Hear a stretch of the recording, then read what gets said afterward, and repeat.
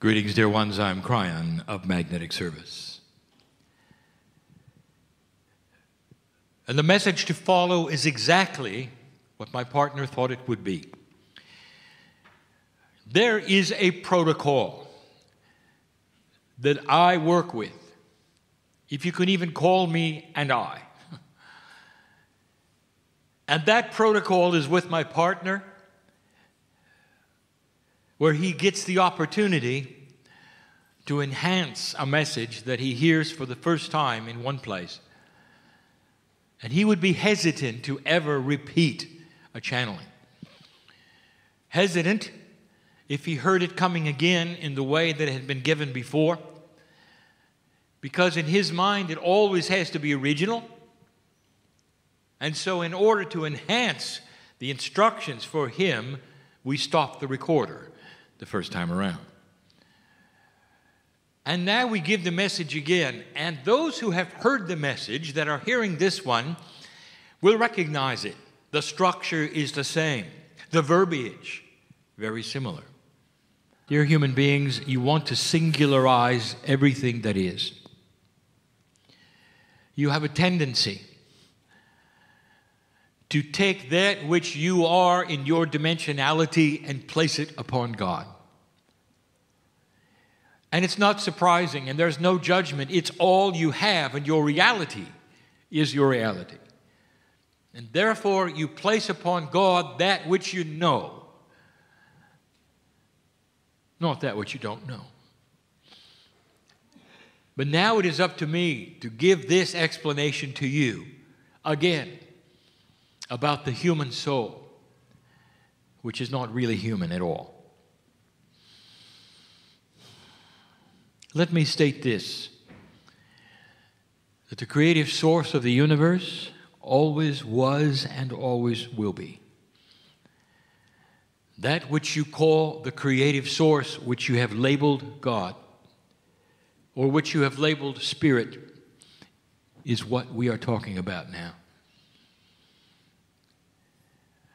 And you might say that it is comprised of pieces of all that is. And you'd be right.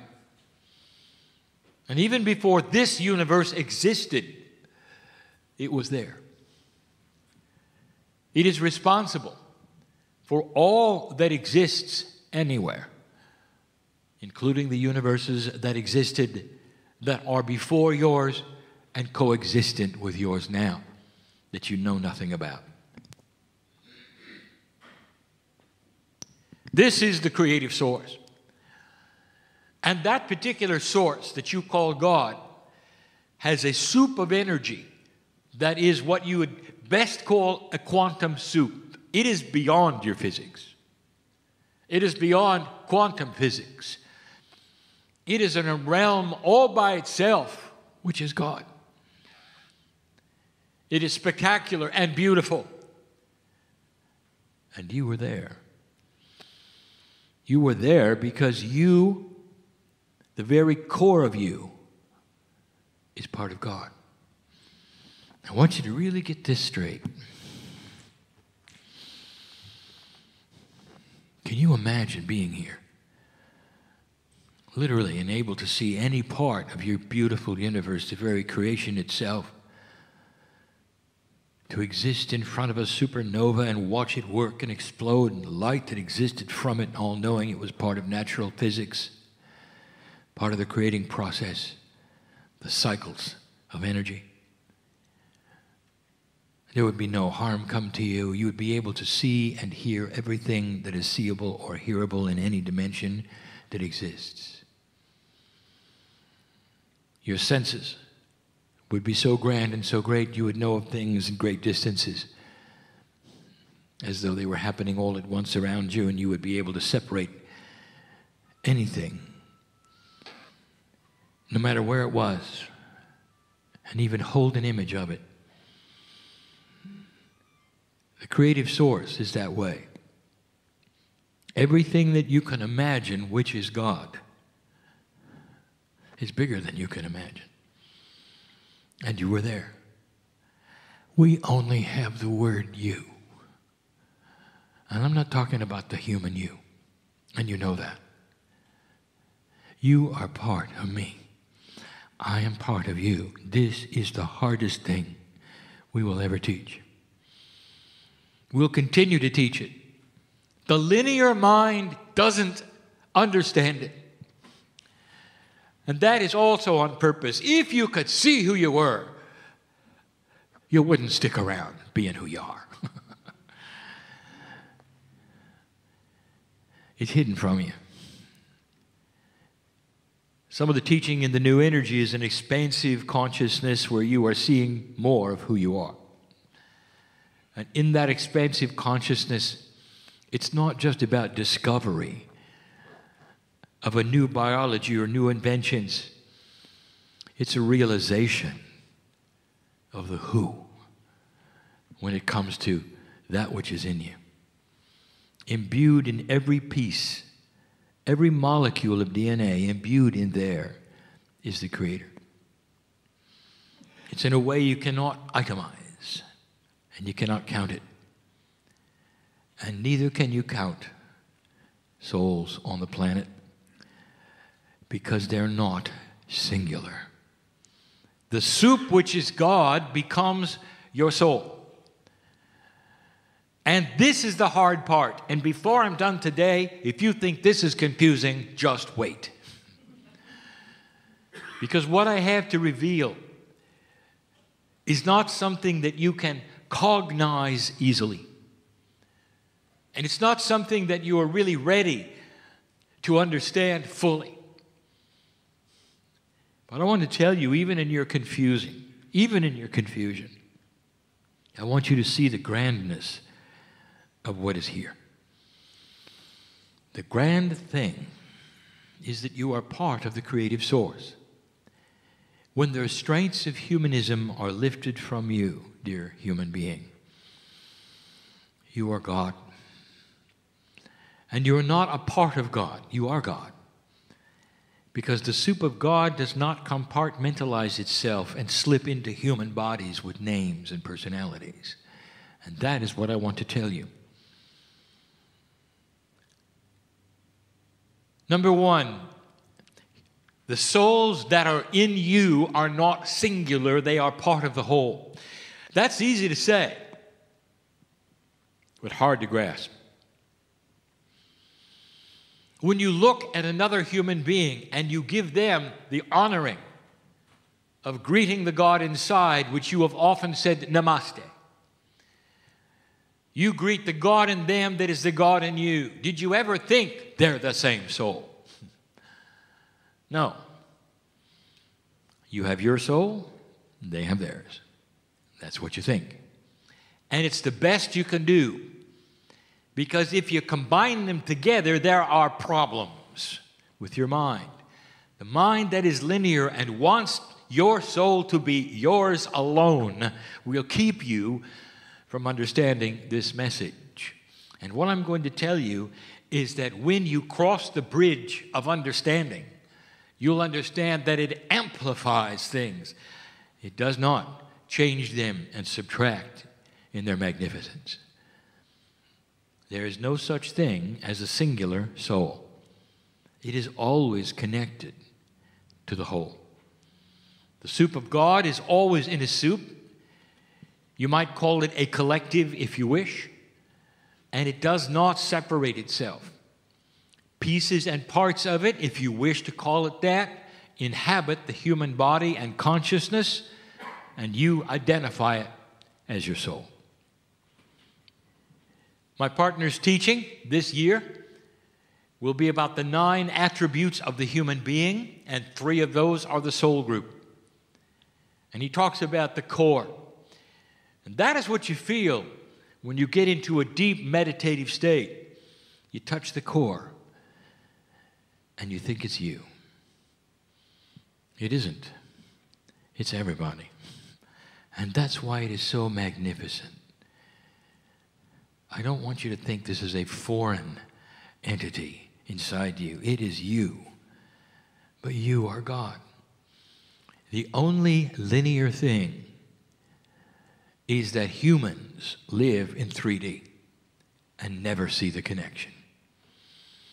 And here's what it means. Now, my partner, we're going to be more succinct this time than we were last, and we will not break out into other teachings as we did before. I'm speaking to my partner who sits in the chair about what is coming that might be different than what was given before. I'm going to break some paradigms that you've been taught. The human soul is creator. It does not belong to humans. It is part of creation that is in you. Therefore, there's no such thing as a soul in a learning capacity. Souls don't learn. Humans do. And yet you are told sometimes that they are specific groups of souls, and that some are more, what you would say, wise than others. My partner uses the word old soul. You're all old. It's just that some of you have been humans longer than others. Old soul doesn't even make sense, because there is no time of a soul. Always was, always will be. Part of God. And then that is not a correct label, old soul. But humans will continue to use it because it means something different than what it is. There's no such thing as souls that are in a learning capacity to be better souls, going to some place else where they would be graduate souls. This is all in the purview of the mind of the human being who is attached to human things. Humans learn. Humans graduate. Human moves from one level to another. Souls do not, dear one. And so get used to this. What if I told you?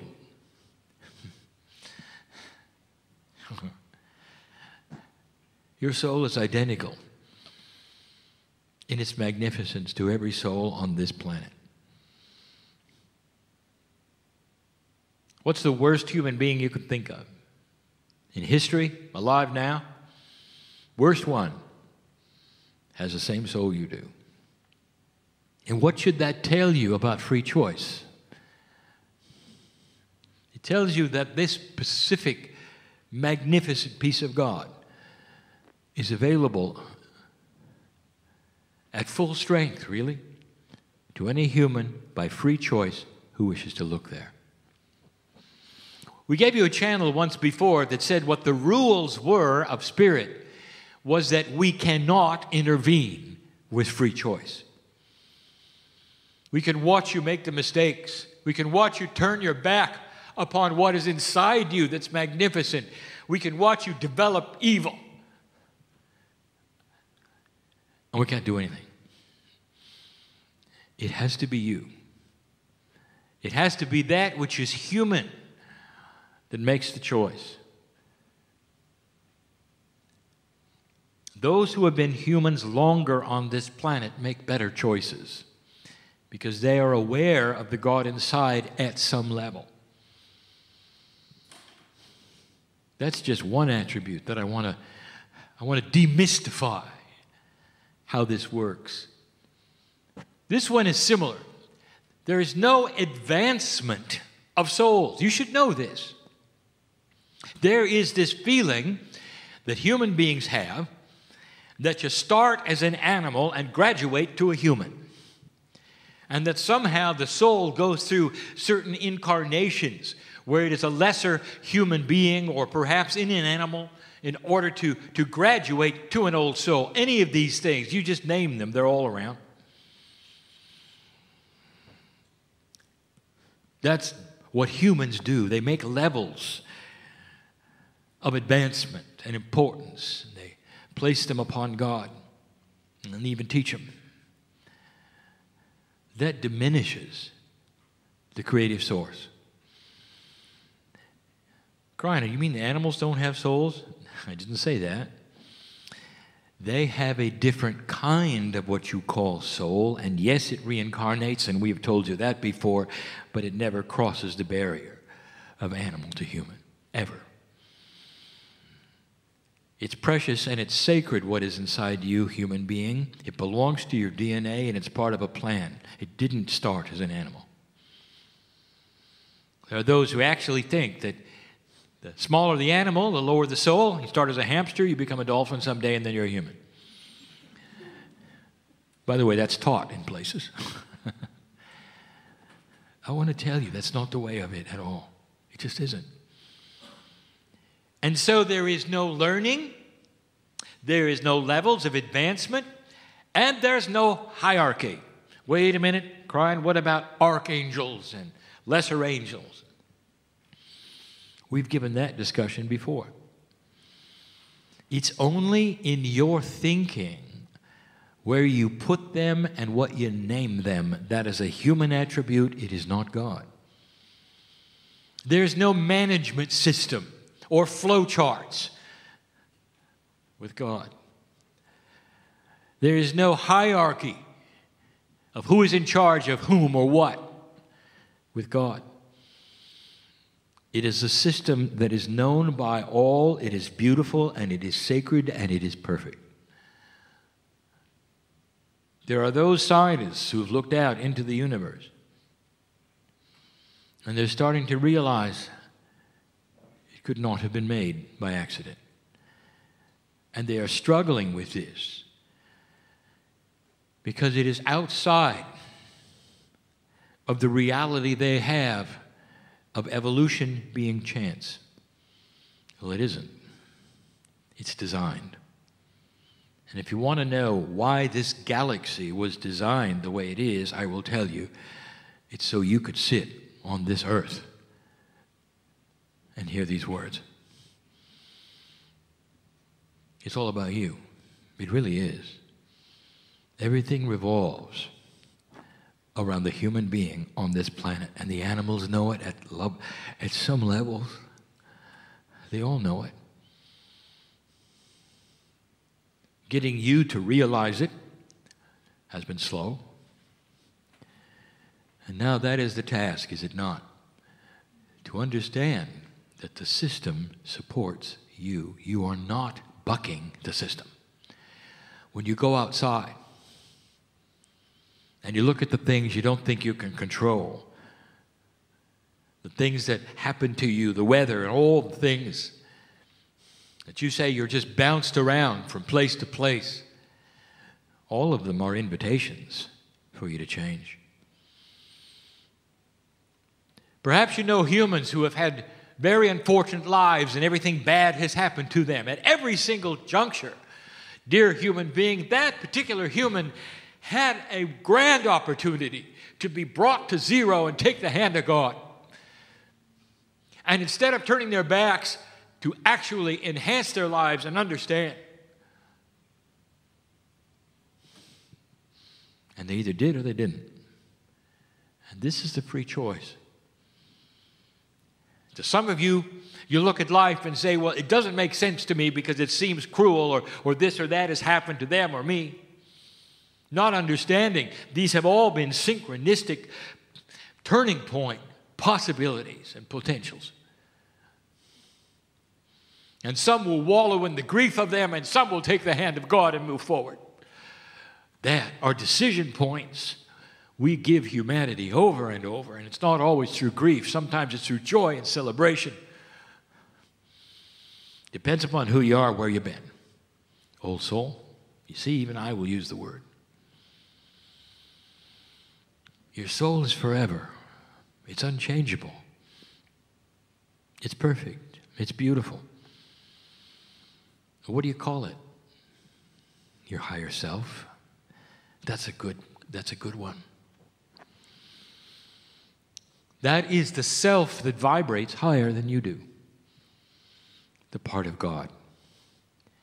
But you still want it to have your name, don't you? Did you know that the soul has no personality?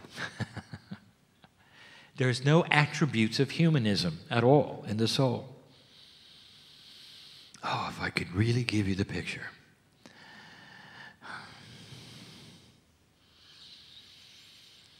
I would love you to see it. The perfection of the universe that you share with every other human being on the planet. Do you know what increased human consciousness really is? It's building the bridge to connectivity. when you start to understand that really you're all the same. My partner has spoken about the evolution of religion on the planet Earth. And the thing that to expect, that we have asked you again to look for, is how religion, organized religion, will shift. The question has arisen, will it survive? And the answer is yes. We have told you before, it doesn't matter how humans find God. It really doesn't matter. And there will be levels of human knowledge because of the levels of human understanding about who God is. Therefore, it's important that all of the processes remain so that the human beings just starting out can go through whatever process they wish to and have their hands held while they do it by a master. So what about organized religion, and how is it going to change? It's going to start seeing connectivity, and this is what we teach. There's going to be an understanding and a revelation, perhaps even a return to the original teachings that they will then look at, which honors all the other belief systems. When the religions of this planet join together and realize they are unique and they are okay to worship the way they wish to, and at the same time acknowledge the others' rights to worship the way they want to, you will see an expansion on this planet of spiritual work and knowledge and understanding and compassion. But as long as they separate into groups that say, we know how to worship the one God better than you know how to worship the one God, you're in trouble. And you knew that, didn't you? Religion is not going to diminish or go away. It's going to get bigger, especially when it is one that is what I will call compassionate to all the others. Isn't it interesting, on your planet, there is a full realization of a monotheistic God, one God. And most of the earth believe even in the afterlife. And yet, you segment yourself into thousands of pieces deciding who's right to worship the one God. That is what will change. It's about connectivity. And what I'm about to give you will challenge your perception of connectivity. We bring up the subject next, and finally, about soul sharing. You're not going to like this, dear ones, because it breaks the paradigm of your traditional thought. We'll start easy. We'll start simple, and then we'll get hard. Soul sharing. Have you heard of a walk-in? All right, let's talk about what it is. What you think it is, what you're taught it is, the problems of logic and singularity that exist. Here is what you're often told. A human being will pass and come back. But in order to come back quickly and move over the growing up period, in order to accomplish things quicker, they will soul share at approximately the age of 8 to 13 with another soul that is grown up already. That's the walk-in. And so now you have two souls, supposedly, in one body. Follow me so far? So now the walk-in has an attribute that you have to ask about, and many have.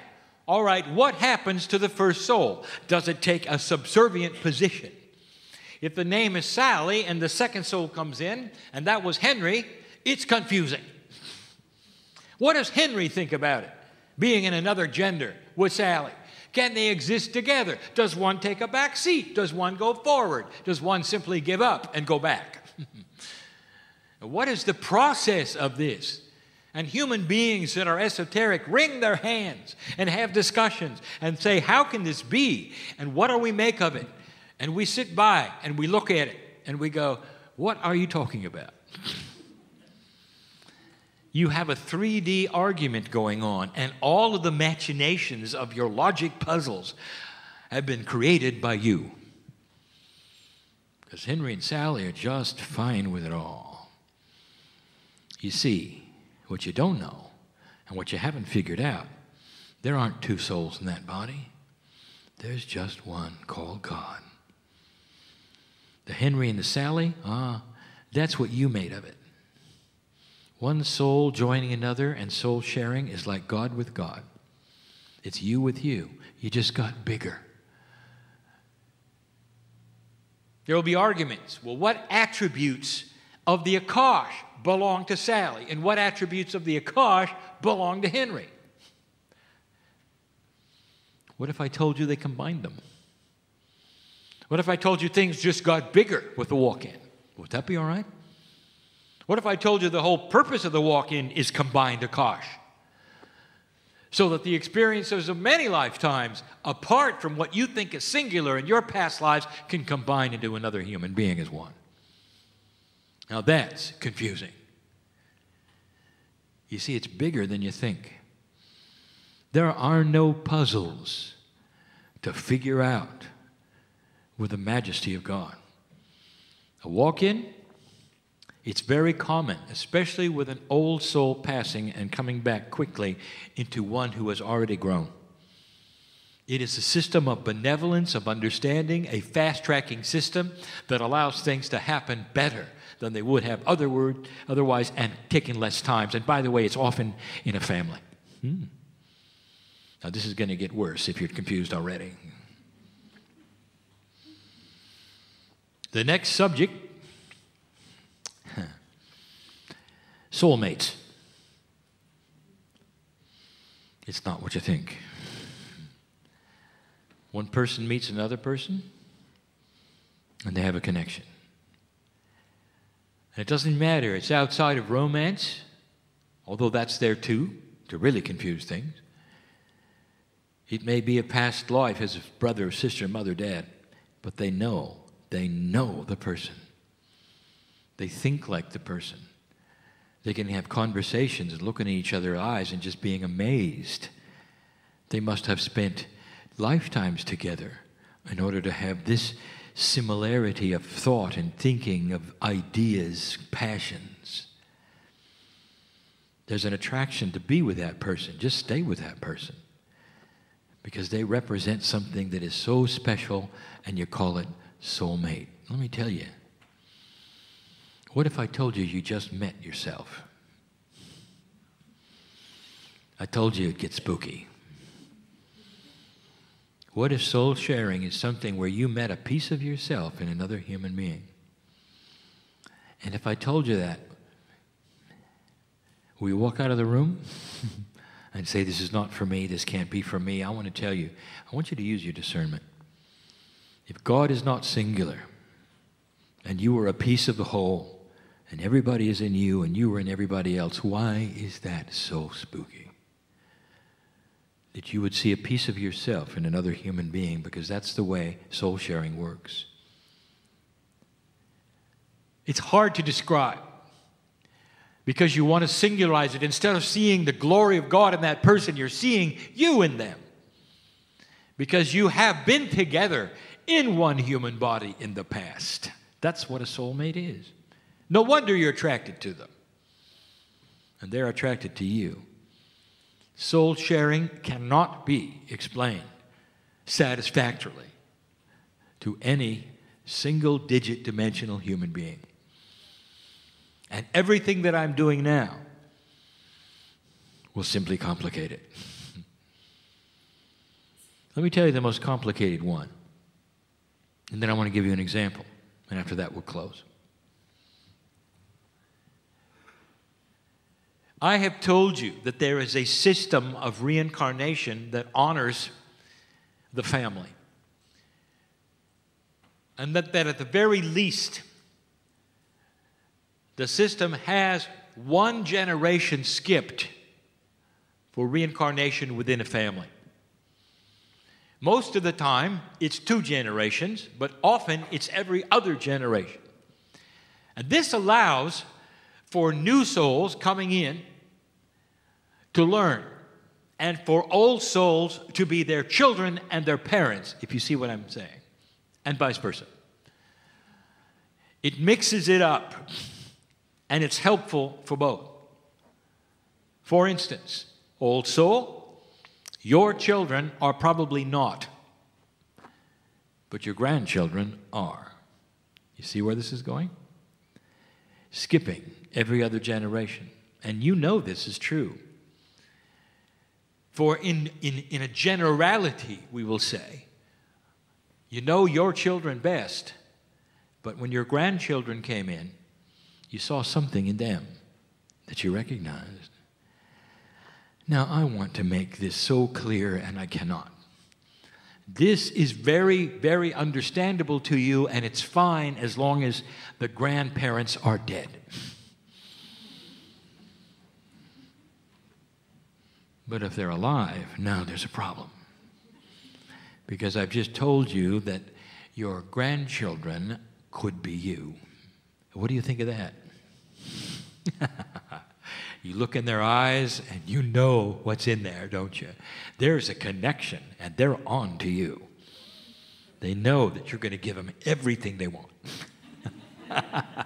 Because they are you and you are them.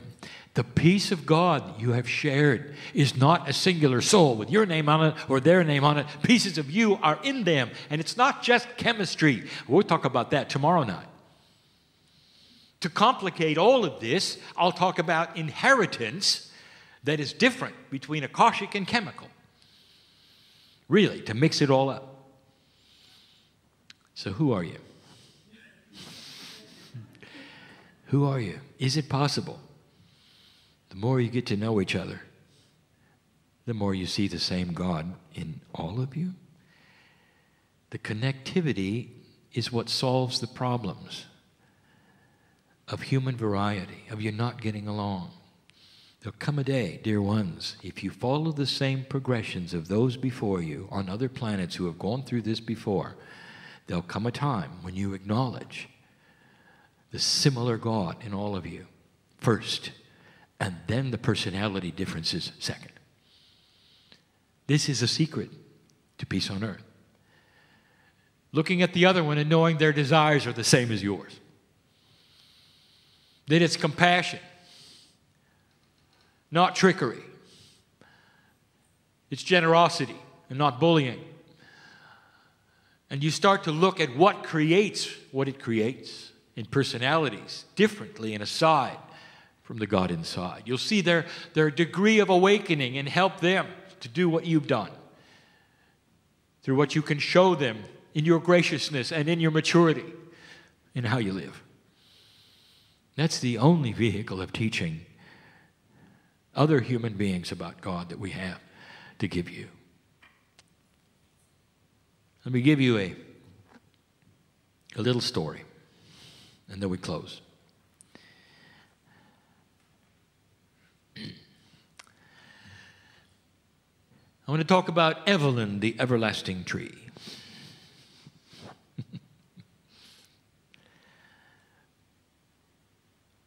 You know, parables don't make a lot of sense. Because they are allegories, you have to forgive some of the 3D parts. And so Evelyn doesn't really exist in nature in the same way. But it's a story.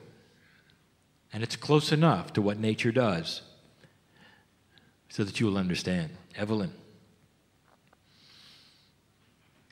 had an essence about her as a tree.